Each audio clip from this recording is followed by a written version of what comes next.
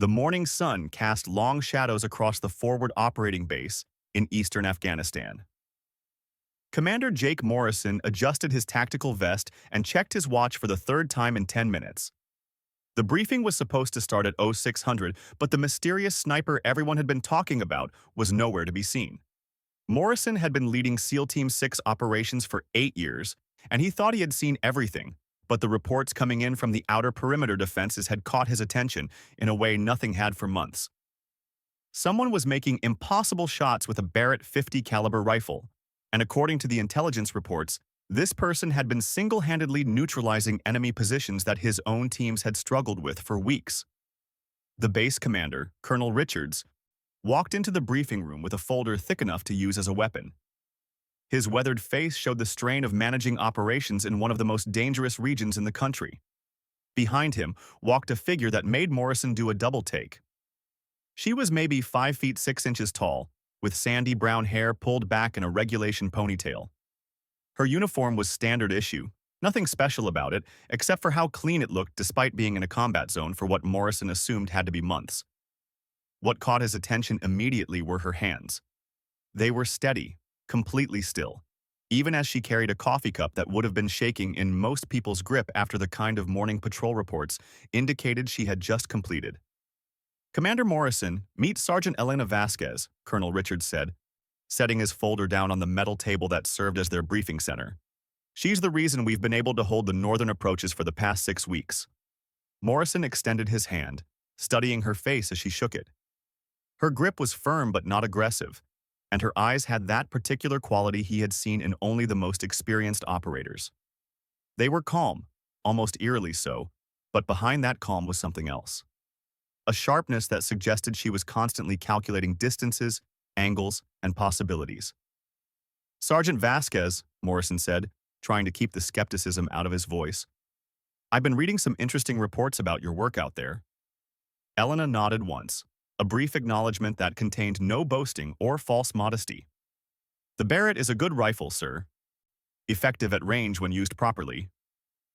The way she said it, so matter-of-fact, made Morrison realize that either she was the most humble sniper he had ever met, or she genuinely didn't understand how extraordinary her reported achievements were. According to the intelligence summaries he had read, she had been making confirmed kills at distances that pushed the absolute limits of what was considered possible with the Barrett 50. Colonel Richards opened his folder and spread out a series of satellite images and tactical maps. "Gentlemen and lady, we have a problem that's been growing for the past month. The enemy has established a series of observation posts along this ridgeline." He pointed to a jagged mountain range that dominated the northern horizon.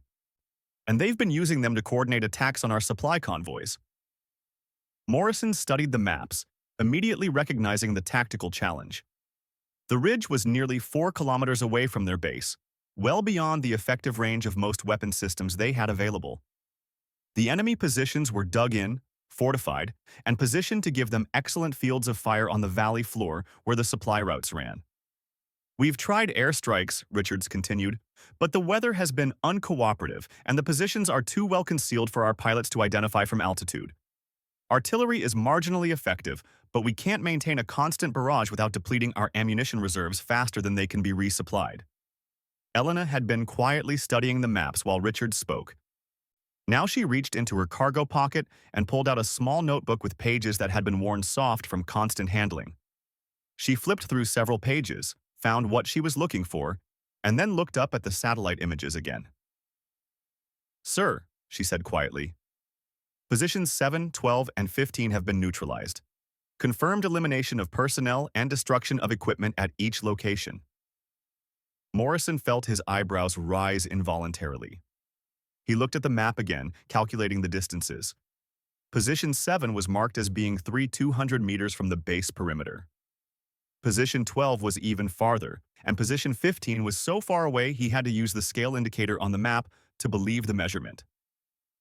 "Sergeant," Morrison said carefully, "what was the range on position 15? Elena consulted her notebook again, flipping to a page covered in neat handwriting and precise diagrams. 3,847 meters, sir. Wind was variable, gusting from the northwest at approximately 15 to 20 miles per hour.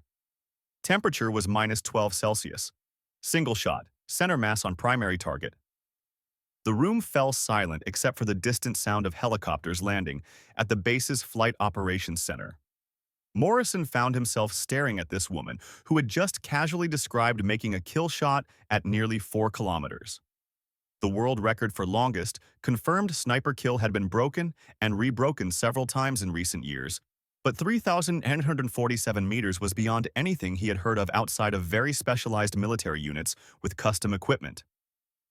The Barrett 50 isn't typically effective at that range, Morrison said, not as a challenge but as a statement of what he understood to be fact. Elena nodded. Standard factory ammunition has significant limitations beyond 2,500 meters, sir.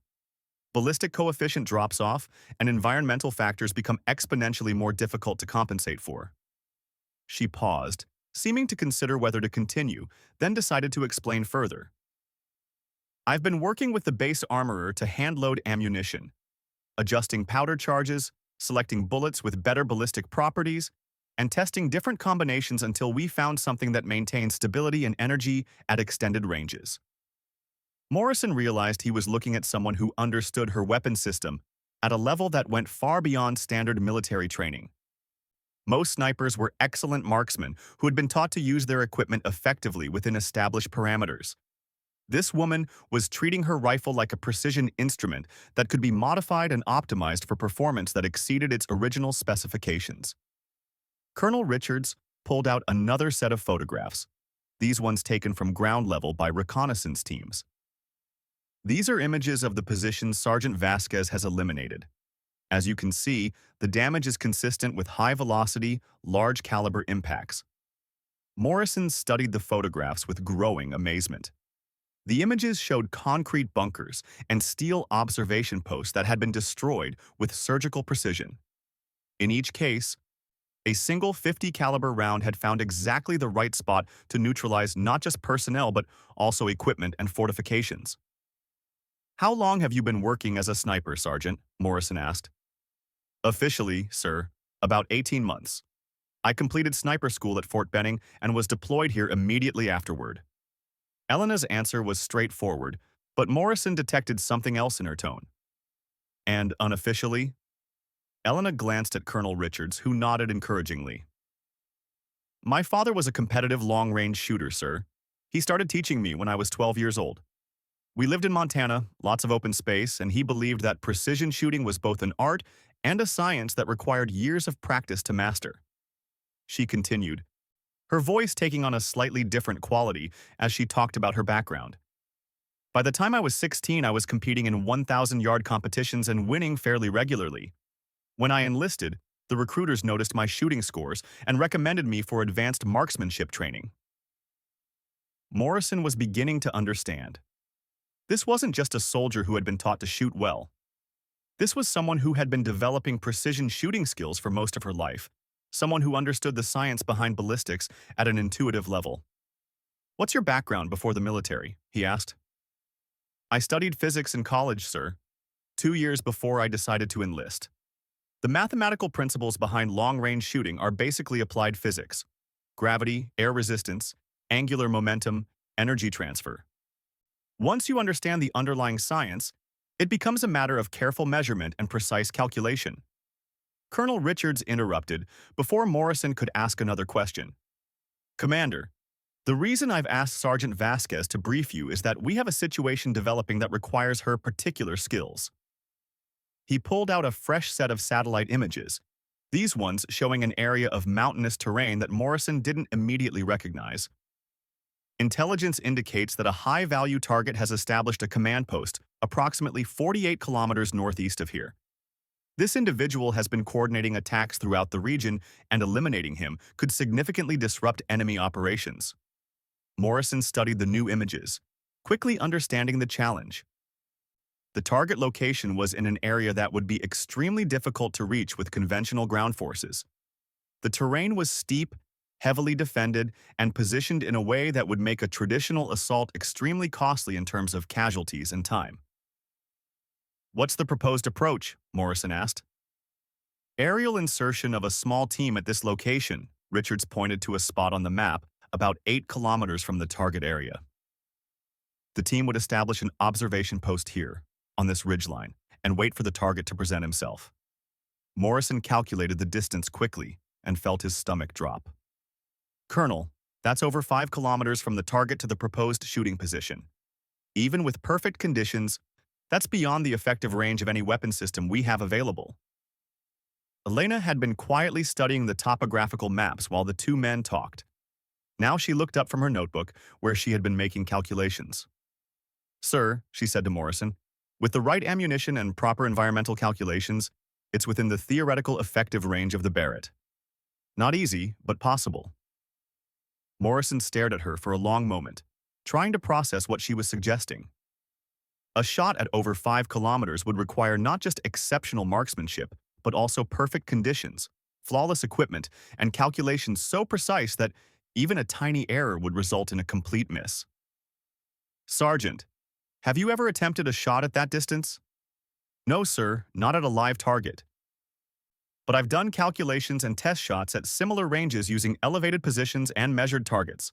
The physics work out, assuming we can control for environmental variables. Colonel Richards leaned forward. Commander, the intelligence window on this target is small. We have maybe 72 hours before he moves to a different location. A conventional assault would take weeks to plan and execute, and the casualty estimates are unacceptable. Morrison found himself in the position of considering an operation that was so far outside normal parameters that it seemed almost impossible. Yet the evidence of Elena's previous achievements was sitting right there on the table in front of him. What would you need? He asked Elena. She consulted her notebook again, flipping through pages covered with diagrams, calculations, and what appeared to be detailed environmental data. Time to prepare specialized ammunition, sir. Access to precise meteorological data for the target area. A spotter with experience in extreme range calculations. And permission to modify the Barrett scope mounting system to accommodate the extended range requirements. Morrison realized that she had already been thinking about this problem, probably since the moment Colonel Richards had shown her the satellite images.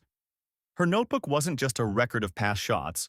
It was a working document where she had been developing the technical solutions needed to make impossible shots possible. The briefing room door opened, and Morrison's communications sergeant entered with a priority message. After reading it, Morrison looked up with a grim expression.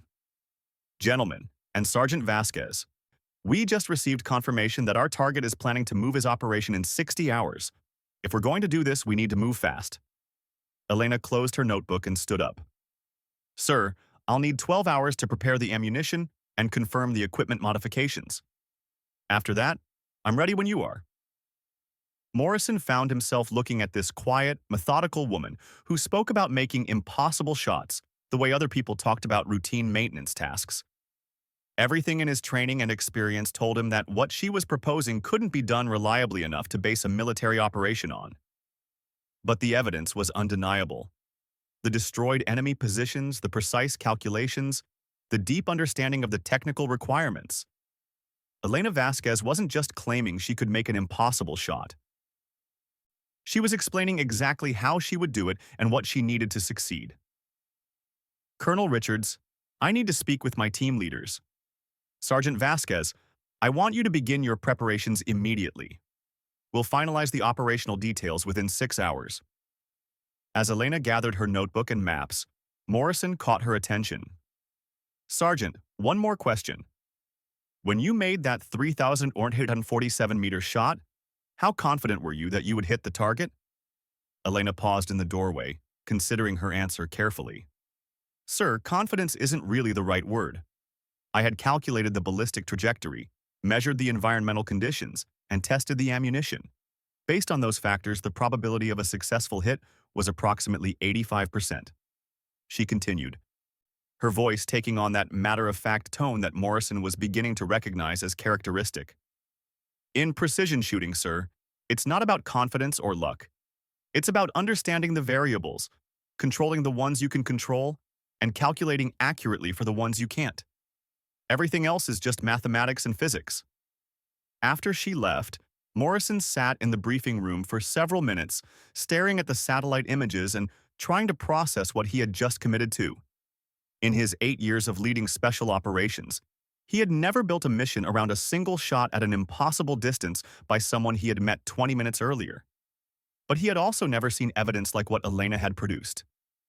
The destroyed enemy positions weren't lucky hits or favorable conditions. They were the result of systematic, scientific precision applied to long-range shooting.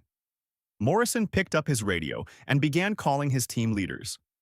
In 12 hours, they would be preparing for an operation that would either demonstrate the absolute limits of human marksmanship or confirm his belief that some things were simply impossible, no matter how well you understood the mathematics involved. 12 hours later, Morrison found himself lying prone on a rocky ridge at 2,400 meters above sea level, watching Elena Vasquez transform a standard Barrett 50 caliber rifle into something that looked more like a scientific instrument than a weapon. The pre-dawn darkness was absolute except for the faint red glow of her headlamp as she made final adjustments to the scope mounting system. The insertion had gone flawlessly. Morrison's team had fast-roped from helicopters 8 kilometers from their current position and made the approach march in complete silence. Elena had carried her equipment with the same calm efficiency she had shown in the briefing room, never complaining about the weight of the modified ammunition cases or the additional meteorological instruments she insisted on bringing. Temperature is -14 Celsius, reported Petty Officer First Class Marcus Thompson, Morrison's most experienced spotter. He was reading data from a digital weather station that Elena had set up 50 meters forward of their position. Humidity 68%, barometric pressure 24.89 inches of mercury and falling slowly. Elena made notes in her waterproof notebook, cross-referencing the current conditions with calculations she had prepared during the previous day. Morrison watched her work with growing fascination. Every movement was deliberate and precise, as if she was following a checklist that existed only in her mind. Wind speed at this elevation is 8 to 12 miles per hour from the northwest, Thompson continued. But I'm getting some weird readings on the anemometer. There might be thermal currents running up the valley that could affect bullet trajectory at longer ranges. Elena looked up from her calculations. Petty Officer Thompson, can you get a reading on wind direction and speed at the target elevation? The thermal differential between our position and theirs could create some significant crosswind variations. Thompson adjusted his spotting scope and began taking measurements using a technique Morrison had never seen before. Instead of just observing wind indicators at the target, he was tracking the movement of dust and debris at multiple points along the projected bullet path. Jesus, Thompson muttered after several minutes of observation. Sergeant, the wind is doing some crazy things out there. At about 2,000 meters downrange, it looks like there's a crosswind coming up from the south.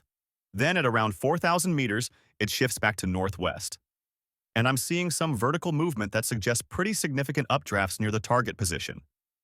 Elena nodded, as if this was exactly what she had expected. Mountain shooting at extended range, she said quietly.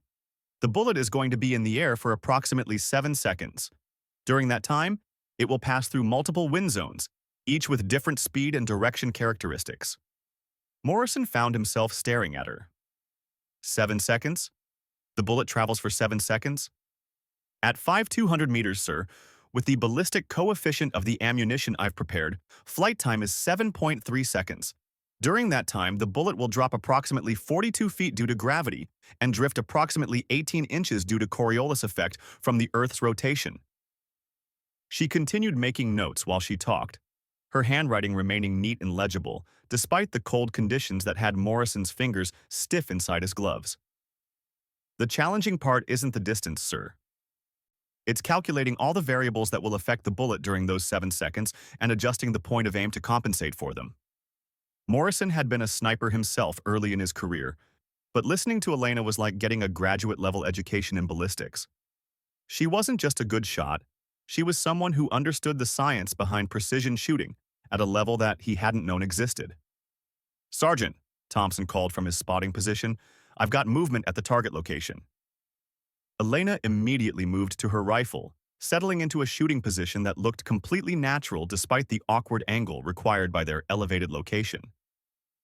Morrison watched through his binoculars as she made a series of minute adjustments to her scope, each one based on the environmental data Thompson was providing.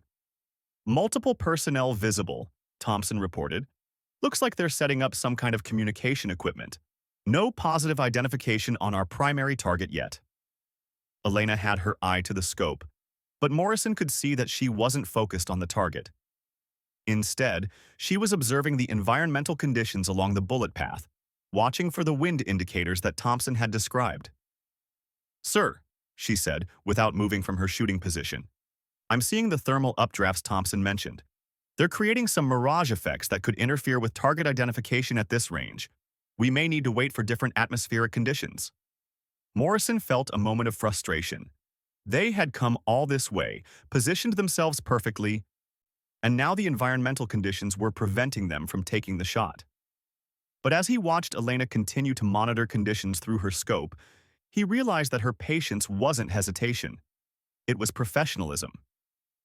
"How long do we wait?" Morrison asked. "Sir, the thermal activity should decrease as the sun gets higher and the temperature difference between the valley floor and the mountain peaks equalizes. Probably another hour, maybe 90 minutes." Thompson suddenly tensed at his spotting scope. "Contact. I've got positive identification on the primary target. Individual matching the description provided by intelligence, now visible at the communication post." Morrison felt his heart rate increase. This was the moment they had planned for, but Elena remained completely calm behind her rifle. She adjusted her scope slightly, made a note in her book, and then settled back into her shooting position. "Range confirmed at 5,247 meters, she said quietly. "Wind at target location northwest at approximately 10 miles per hour. Temperature differential between our position and target is creating a slight updraft that will require compensation of approximately 2 minutes of angle." Morrison had no idea what 2 minutes of angle meant in practical terms, but Elena was making precise adjustments to her scope settings. Each click of the adjustment knobs was deliberate and measured, based on calculations that she seemed to be performing in real time. "Sergeant," Thompson reported, "target is stationary at the communication equipment. Clear field of fire, no obstructions." Elena took a deep breath, held it, and then slowly released half of it.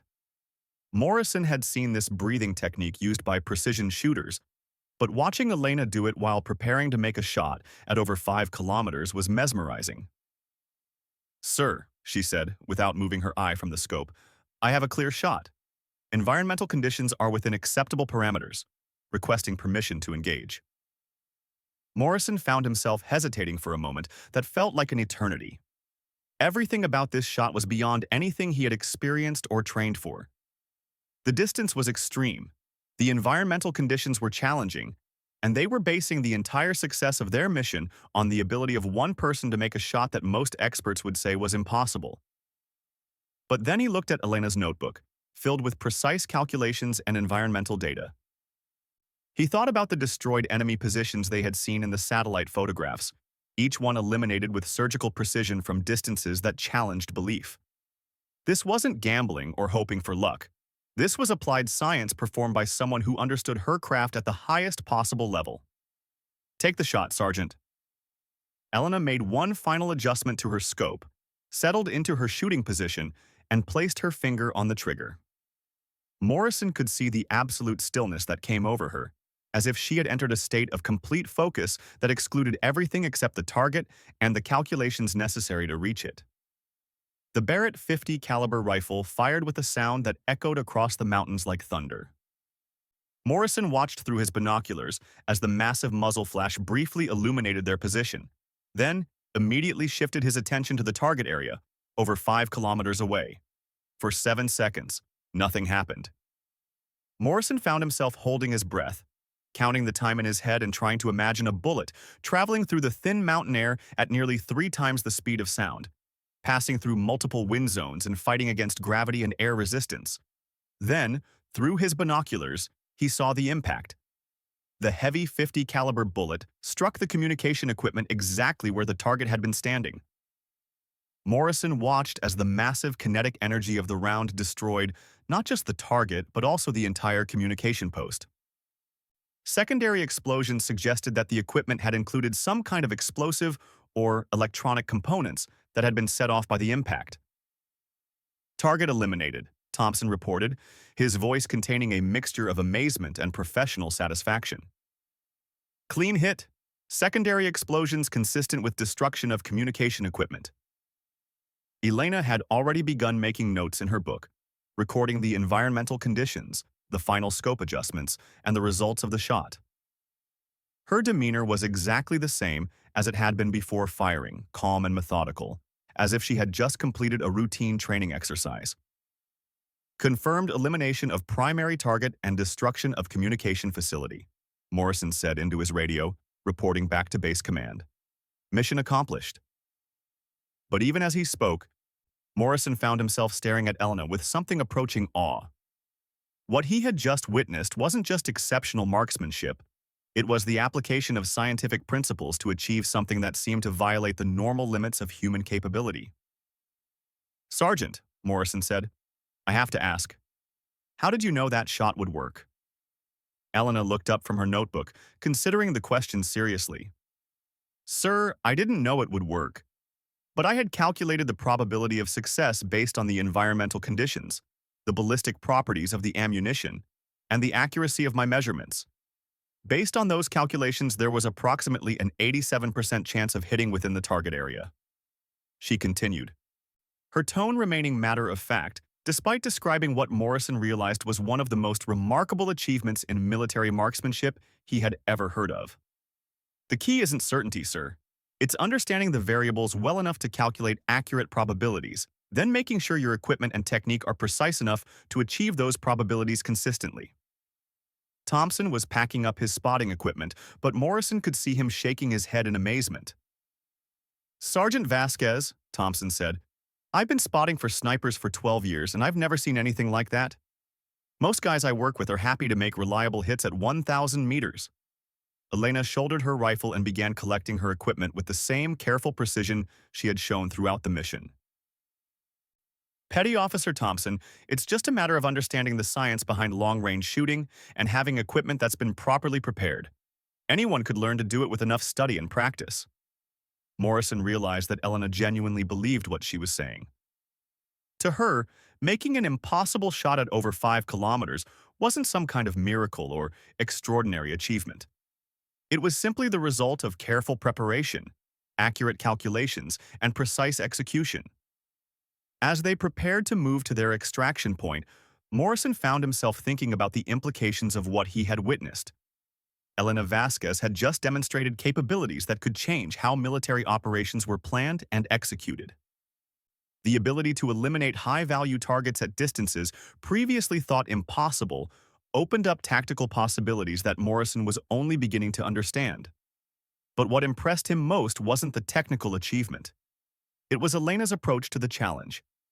She had treated an impossible shot the same way a good engineer might approach a complex technical problem, breaking it down into measurable variables, calculating solutions, and then executing with precision. Sergeant, Morrison said as they began their movement toward the extraction point, I'm going to be writing a report about this mission. What do you want me to tell the people who are going to read it? Elena considered the question while checking her equipment one final time. Sir, I think it's important that people understand that precision shooting at extended range isn't magic or luck. It's applied physics and careful preparation. With the right training and equipment, the capabilities we demonstrated today could be developed by other operators. Morrison nodded, but privately he suspected that Elena was underestimating her own abilities. What he had witnessed wasn't just good training and equipment. It was the result of someone who had an intuitive understanding of ballistics that went far beyond what could be taught in any standard military school. The extraction helicopters arrived exactly on schedule, and as Morrison watched Elena board the aircraft with the same calm efficiency she had shown throughout the mission, he realized that he had just worked with someone who represented the absolute pinnacle of precision marksmanship. But he also realized that Elena herself didn't seem to fully grasp how extraordinary her abilities were. To her, making impossible shots was just a matter of doing the math correctly and executing with precision. It was an attitude that Morrison found both remarkable and slightly unsettling. As the helicopter lifted off and began the flight back to base, Morrison looked out at the mountainous terrain where Elena had just eliminated a target at a distance that challenged everything he thought he knew about the limits of human marksmanship. He found himself wondering what other impossible things might be possible with the right person the right preparation, and the right understanding of the underlying science involved. 3 weeks after the impossible shot, Commander Morrison found himself in a secure briefing room at Pentagon headquarters, facing a panel of senior officers who looked at him as if he had just claimed to have personally flown to the moon. The mission report sat on the table between them, its pages filled with technical details that Morrison knew sounded unbelievable, even to experienced military professionals. "Commander Morrison," said General Patricia Hayes, her voice carrying the weight of 30 years in special operations. "We've reviewed your report multiple times. The distance you're claiming for this engagement is 5,247 meters. Are you certain about that measurement?" Morrison had anticipated this question and had prepared accordingly. He pulled out a tablet containing GPS coordinates, satellite imagery, and laser range-finding data that had been verified by 3 independent sources. "Ma'am, the distance has been confirmed through multiple measurement methods. I understand it's an extraordinary claim, but the documentation is comprehensive." Colonel Marcus Webb, the Army's senior sniper instructor, leaned forward with obvious skepticism. "Commander, the longest confirmed sniper kill in military history is currently 3,540 meters, achieved under perfect conditions with specialized equipment. What you're describing exceeds that record by over a mile. The ballistic limitations of the 50 caliber round make such a shot theoretically impossible." Morrison had worked with Colonel Webb years earlier and knew him to be one of the most knowledgeable experts on precision shooting in the military. His skepticism was understandable and completely professional. "Sir, I would have agreed with you completely if I hadn't witnessed it myself. But Sergeant Vasquez has documentation of multiple engagements at extreme range, each one carefully recorded and verified." General Hayes opened another folder containing Elena's service record and the intelligence reports from her previous missions in Afghanistan. Sergeant Elena Vasquez, 2 years of college studying physics, enlisted at 19, completed sniper school with the highest scores in her class. But Commander, exceptional scores at sniper school don't translate to making impossible shots in combat conditions. Morrison understood their skepticism, but he also remembered watching Elena make precise calculations while lying on a frozen mountain ridge, then executing those calculations with surgical precision. "Ma'am, with respect, I think we need to look at this differently. Sergeant Vasquez isn't just an exceptional sniper. She's someone who has developed precision shooting into a science." He opened his own folder and pulled out copies of Elena's notebook pages, which she had allowed him to photograph after the mission. The pages were covered with mathematical equations, environmental calculations, and ballistic charts that looked more like engineering diagrams than military field notes. She hand-loads her own ammunition, customizing powder charges and bullet selection for specific environmental conditions. She uses meteorological equipment to measure atmospheric conditions along the entire bullet path. And she calculates ballistic trajectories using principles from advanced physics. Colonel Webb examined the notebook pages with growing interest. These calculations are extremely sophisticated. This level of ballistic analysis is usually done by research scientists, not field operators. Where did she learn this? Morrison had asked Elena the same question during their flight back to base.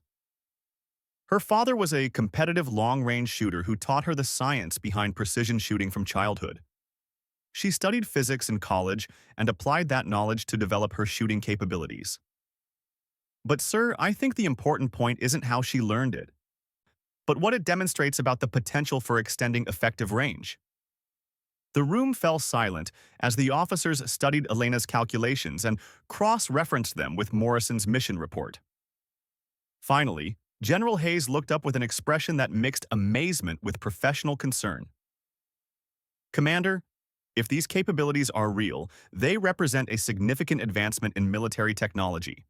But they also raise some important questions about how we train snipers and what equipment we provide them." Morrison nodded. "Ma'am, that's exactly what I was thinking. Sergeant Vasquez has essentially developed these capabilities on her own, using standard equipment that she has modified and customized. If we could systematize her methods and provide proper training and equipment, we could potentially develop similar capabilities in other operators."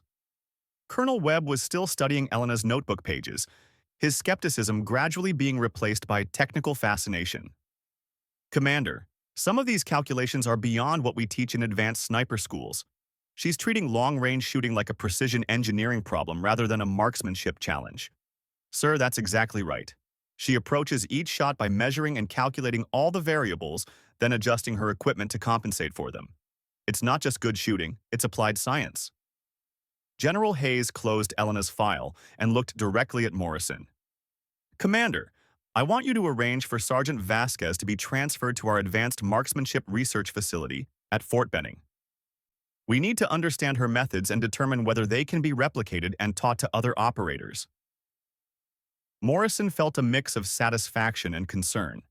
He was pleased that Elena's capabilities were being recognized at the highest levels, but he also worried about what might happen when she was subjected to intensive analysis and testing. Ma'am, I think it's important to understand that Sergeant Vasquez doesn't see herself as extraordinary. She views what she does as the natural result of proper preparation and scientific calculation. She's not seeking recognition or special treatment. That's exactly why we need to work with her, Commander. Someone who treats exceptional performance as normal has the right mindset for developing advanced capabilities. But we need to document her methods and determine how to transfer that knowledge to other operators. Colonel Webb had been making notes while they talked. General Hayes, I'd like to recommend that we also bring in some civilian experts on ballistics and atmospheric physics. If Sergeant Vasquez is applying advanced scientific principles to precision shooting, we need people who can understand and evaluate her methods from a technical perspective. Morrison realized that they were talking about turning Elena into a research subject, and he felt obligated to advocate for her interests. General, I think Sergeant Vasquez would be very cooperative with any research program, but I'd recommend that she be treated as a technical consultant rather than just a test subject. Her insights into the science behind her methods are probably as valuable as her shooting abilities. General Hayes made a note in Elena's file. Agreed. Commander, I want you to continue working with Sergeant Vasquez during this research phase. Your field experience with her capabilities will be valuable for understanding how her methods work in operational conditions. Morrison nodded, but privately he was still trying to process the implications of what Elena had demonstrated. If her methods could be systematized and taught, it would fundamentally change how long-range precision shooting was approached by military forces. Ma'am, there's one more thing I think is important. Sergeant Vasquez has mentioned that her current equipment is limiting her potential effectiveness. With proper resources and support, she believes she could extend effective range even further. The room fell silent again as the officers contemplated what even further might mean. Colonel Webb finally spoke up. Commander, what kind of distances is she talking about? Morrison consulted his notes from conversations with Elena during their return flight. Sir, she mentioned that with custom-built ammunition and modified rifle systems, effective range could potentially be extended to 8 or even 10 kilometers under ideal conditions. General Hayes stared at him for a long moment. Commander, at those distances, we're not talking about sniper operations anymore. We're talking about a new category of precision strike capability. Morrison realized that they were beginning to understand the broader implications of Elena's work. She hadn't just demonstrated exceptional marksmanship. She had shown that the fundamental limits of precision shooting could be extended through scientific application and technical innovation.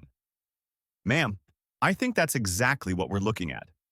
Sergeant Vasquez has developed capabilities that don't fit into our current understanding of how precision shooting works. But her methods are documented, repeatable, and based on solid scientific principles. Colonel Webb was already thinking about the practical applications. If we could develop these capabilities systematically, it would give us strike options that currently require air support or artillery.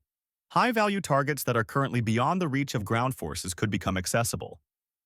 Morrison nodded, remembering the tactical advantages Elena's capabilities had provided during their mission. Sir, exactly. We were able to eliminate a target that would have required a major ground assault or airstrike. One operator with the right training and equipment accomplished what would normally require significantly more resources and personnel. General Hayes closed the briefing folders and stood up.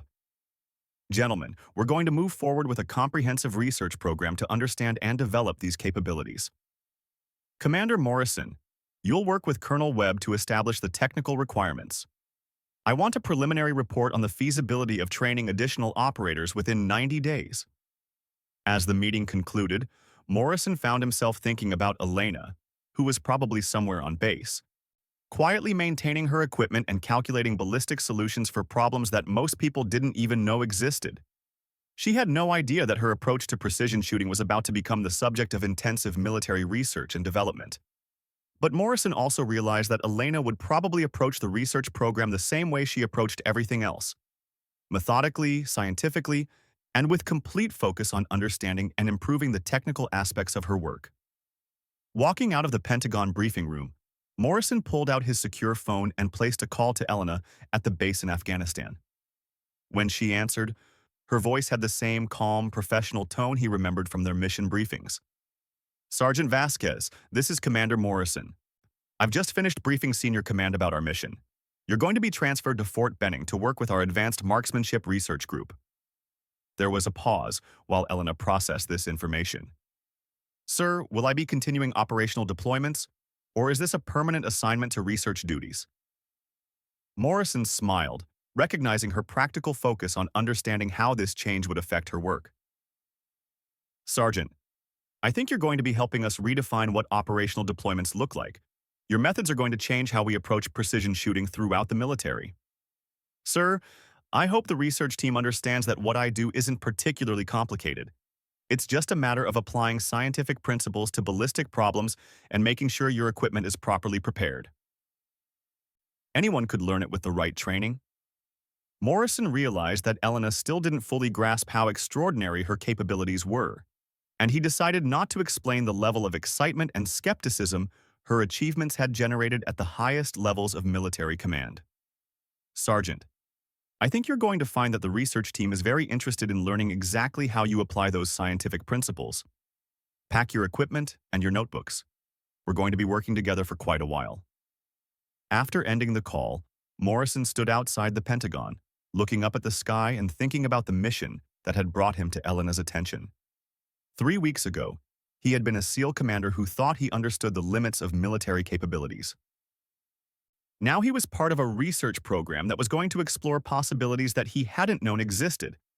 But most importantly, he had worked with someone who had shown him that the word impossible might need to be redefined when it was applied by someone who truly understood the science behind what they were attempting to achieve. Elena Vasquez had made a shot that defied belief, not through luck or exceptional talent, but through careful preparation, precise calculation, and methodical execution. As Morrison walked toward his car, he found himself wondering what other impossible things might become possible with the right person, the right preparation, and the right understanding of the underlying scientific principles involved. Elena had demonstrated that the limits of human capability might be more flexible than anyone had previously imagined, and Morrison realized that he was about to be part of discovering exactly how flexible those limits could be.